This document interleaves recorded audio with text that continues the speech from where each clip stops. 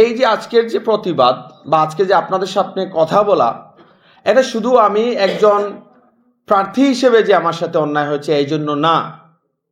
প্রথমে যখন বাতিল হয়েছে, আমাকে বলা হয়েছে বাতিল হয়েছে, আমি কিন্তু মানে স্বাভাবিক ছিলাম যে ঠিক আছে, একটা সিদ্ধান্ত নেওয়া হয়েছে, আমার এখানে বেশি দুঃখিত হওয়ার কিছু নাই, আলহামদুলিল্লাহ। পরে যখন আমি ওই ভিডিওটা দেখলাম, তখন আমার কাছে মনে হয়েছে না, দিস ইজ ইনজাস্টিস।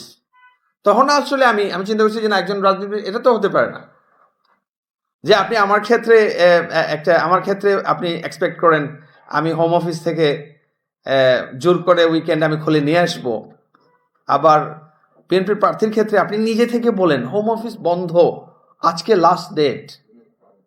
আপনার এই যে মানে সদয়, এই যে আপনার মানবিক দৃষ্টিভঙ্গি, ওটা আমার তখন দুঃখ লাগলো যে আমি কেন এটা পেলাম না। 17 ইয়ার 17 বছর আমাদের যে বর্তমান যে চেয়ারপারসন বিএনপির মিস্টার তারেক রহমান সাহেবের নামেও কোম্পানি রেজিস্টার ছিল যুক্তরাজ্যে, এবং এখানে স্পষ্ট লেখা আছে উনি ব্রিটিশ নাগরিক ছিলেন। কেন বাংলাদেশের গণমাধ্যমের বা বাংলাদেশের সুশীল সমাজের বা বাংলাদেশের নাগরিকদের এই সাহস হবে না যে আমাদের যিনি বলতে গেলে হবু প্রধানমন্ত্রী, যে উনার নাগরিকত্ব স্ট্যাটাস নিয়ে কেন প্রশ্ন করা যাবে না? উনি বা আমি বা আব্দুল আউয়াল মিন্টু বা একজন স্বতন্ত্র প্রার্থী, এই দেশেরই নাগরিক যারা, আমাদের তো যে দায়বদ্ধতা আইনের কাছে, সেটা সমান হওয়ার কথা, সেটা সমান হতে হবে। যে আমলাতন্ত্র, এটা আপনি রাষ্ট্রের প্রত্যেকটা প্রতিষ্ঠানে আপনি পাবেন। আপনাকে আইদার আপনার কোনো আত্মীয় স্বজন থাকতে হবে, মামা চাচা থাকতে হবে, অথবা আপনাকে টাকার জোর থাকতে হবে, অথবা আপনাকে রাজনৈতিক ক্ষমতা থাকতে হবে। তাহলে আপনি রাষ্ট্রের প্রতিষ্ঠানগুলোতে গিয়ে হয়তো যে সেবাটা আপনি পাওয়ার কথা সেটা আপনি পাবেন। হোক সেটা বিদ্যুৎ অফিস, হোক নগর ভবন, হোক পাসপোর্ট অফিস, নির্বাচন কমিশন, ডিসি অফিস, উপজেলা অফিস। রাষ্ট্রের কোনো একটা প্রতিষ্ঠান আপনারা বলতে পারবেন না যে প্রতিষ্ঠানে সিম্পলি আপনি একজন সাধারণ নাগরিক হিসেবে গিয়ে আপনি ন্যায্য সেবাটা আপনি পেতে পারেন। কেন প্রশ্ন করতে পারবেন না? একটা পত্রিকা কেন লেখে না যে আমাদের হবু প্রধানমন্ত্রী বা আমাদের সর্ববৃহৎ দলের যে চেয়ারপারসন, ওনার নাগরিকত্বের স্ট্যাটাস আপনারা এক্সপ্লেইন করেন।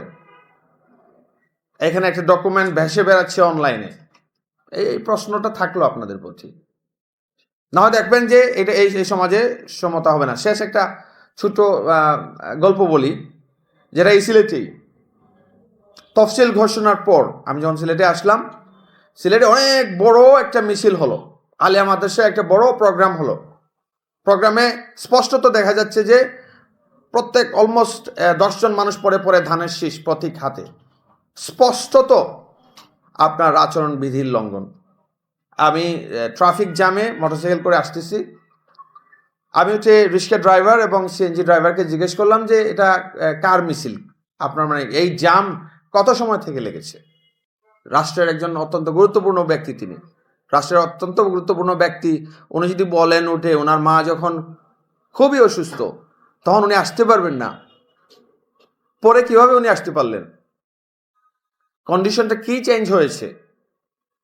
ওনার যে পরাধীন ছিলেন, যেহেতু উনি বলেছেন ওনার সিদ্ধান্তটা ওনার একক নিয়ন্ত্রণাধীন না, তাহলে যাদেরই নিয়ন্ত্রণাধীন ছিল, যাদের উপর নির্ভরশীল ছিল ওনার সিদ্ধান্ত, তাদের সাথে নিশ্চিত ওনার কথা হয়েছে।